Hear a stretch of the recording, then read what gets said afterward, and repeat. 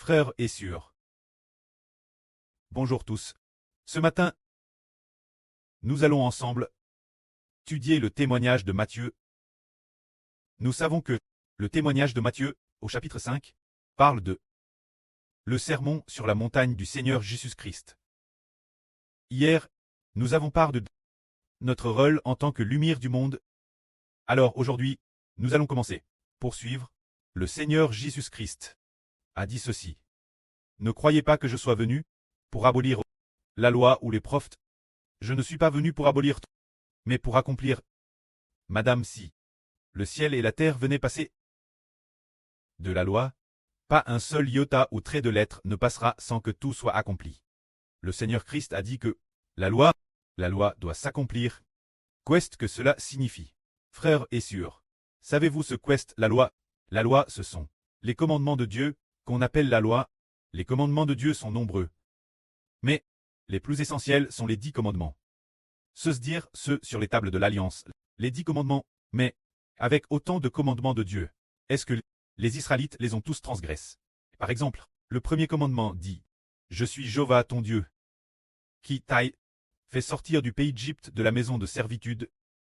Tu n'auras pas d'autres dieux devant ma face. » C'est-à-dire que, en dehors de Jéhovah, nous ne devons pas avoir d'autres dieux. Rien que ce seul commandement, les Israélites l'ont tous transgressé. Parce que ils ont invoqué d'autres dieux, se sont prosternés devant d'autres dieux. Et dans leur cœur, ils n'ont pas complétement cru en Jéhovah Dieu. Alors pourquoi les anciens Israélites, qui Dieu avait donné tant de commandements, les ont-ils tous transgressés?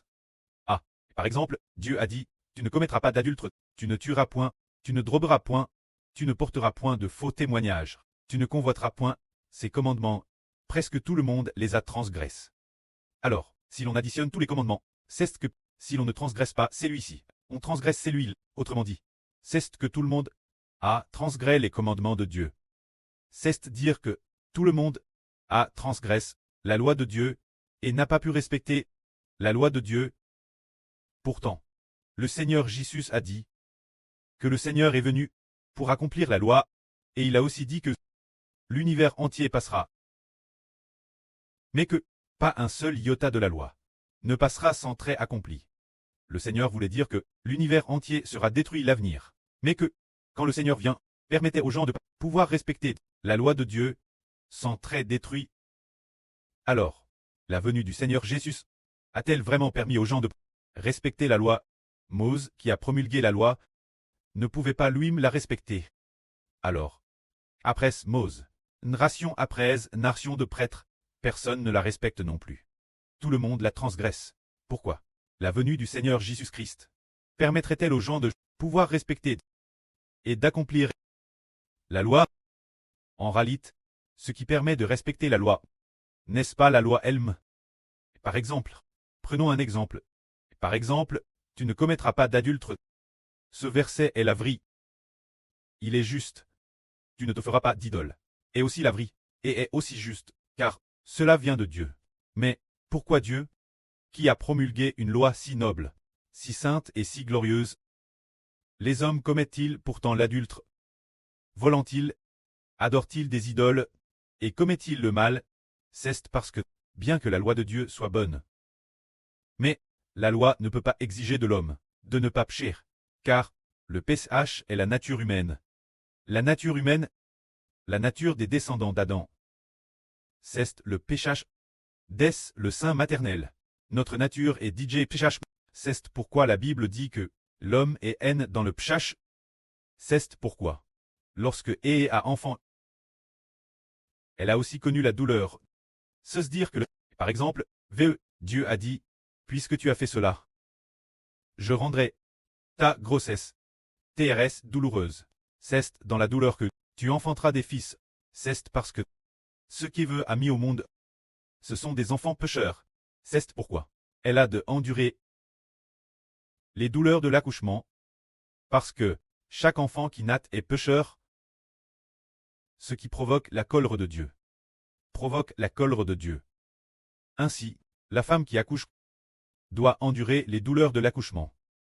C'est parce que les enfants mis au monde sont tous pécheurs.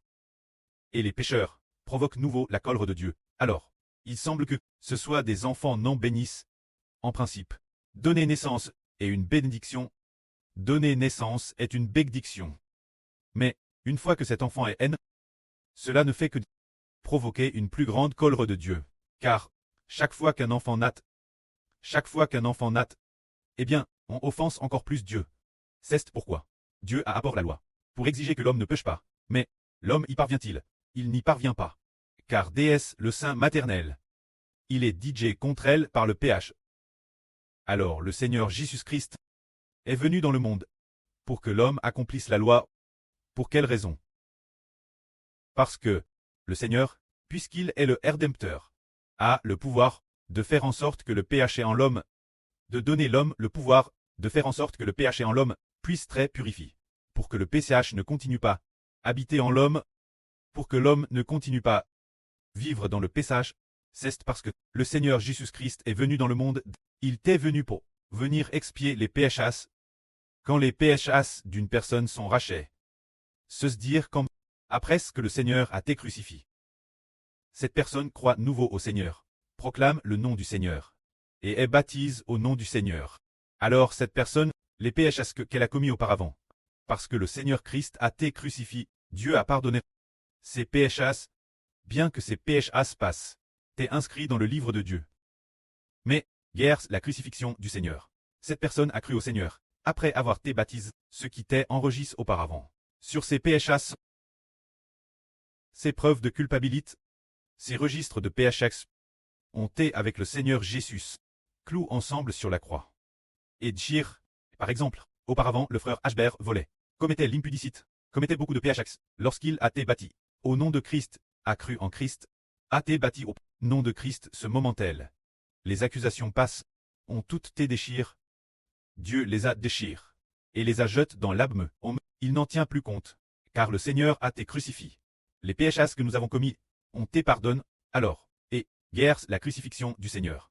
Après ce que nos péchés ont été pardonnés, le Seigneur Jésus est ressuscité des morts, après sa résurrection des morts.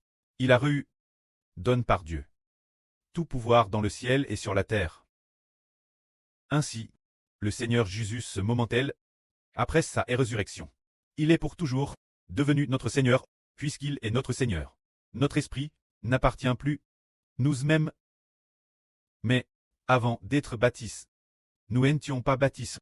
Avant d'appartenir au Seigneur Christ, notre esprit nous appartenait, parce que nous n'avions pas encore de Rédempteur. Notre esprit n'appartenait pas au Seigneur Jésus, ni Dieu, quand nous n'étions pas baptisés, avant de connaître Dieu là. Mais, déesse que nous connaissons le précleste Jéhovah, cru en son Fils, Jésus, et après, nous devons appeler Jésus Seigneur. En sait, l'appeler Seigneur, cela signifie donc que nous remettons notre esprit entre les mains du Seigneur. Nous avons pris quelques exemples.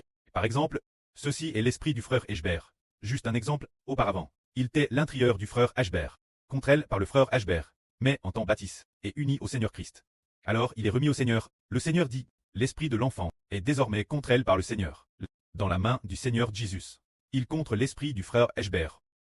Quand il contre l'esprit du frère Ashbert, auparavant celui du frère Ashbert, l'esprit du frère Ashbert est ainsi. Satan. Satan. Oh, l'esprit du frère Ashbert est entre ses propres mains. Il le contrait lui-même. Alors je vais mettre le péché en Ashbert.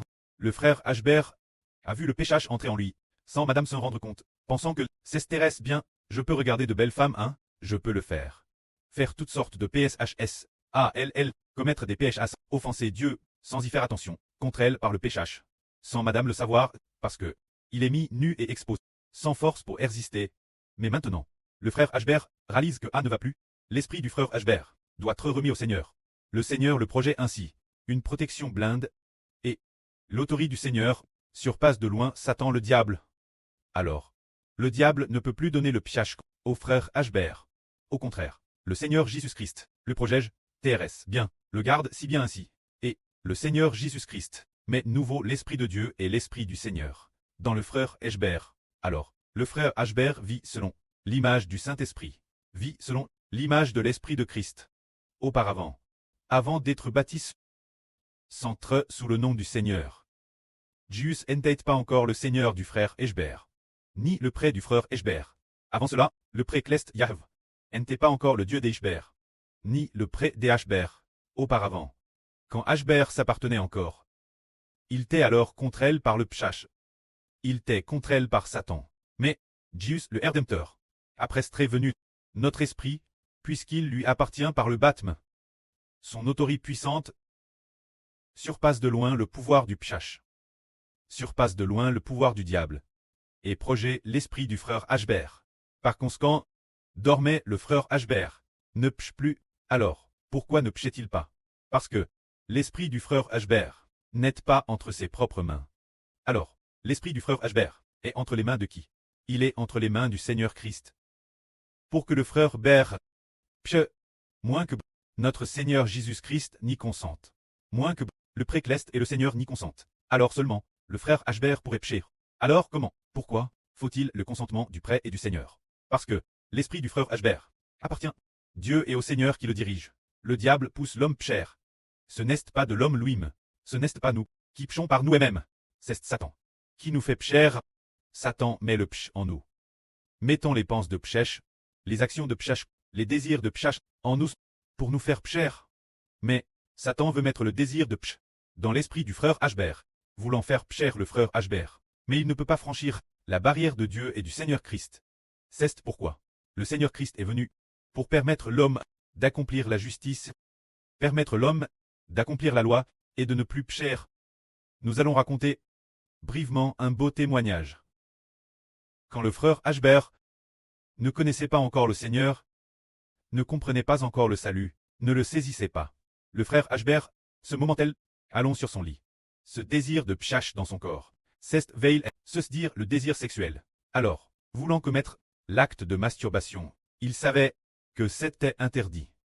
Que cela offenserait Dieu, mais il y avait une force qui poussait le frère Hbert, et il ne pouvait surmonter. Le frère Hbert ne pouvait surmonter cette force. Alors, chaque fois, cédant au désir de pchèche, il commettait l'acte de pch. Une fois l'acte accompli, il souffrait tellement qu'il souhaitait ardemment, se frapper, se donner des coups de poing. Cette douleur, son esprit était profondément affligé. Se disant, pourquoi dois-je offenser Dieu? Pourquoi en est-il ainsi? Après l'avoir fait, 1 ou 2 jours plus tard, les penses de pchach l'attaquaient nouveau. L'attaquant violemment. Et il pchait encore, après avoir pch ainsi sans fin. Plus tard, il a enfin compris. A déclaré son baptême en disant, au nom de Jésus-Christ, déclarant que nous appartenons au nom de Jésus.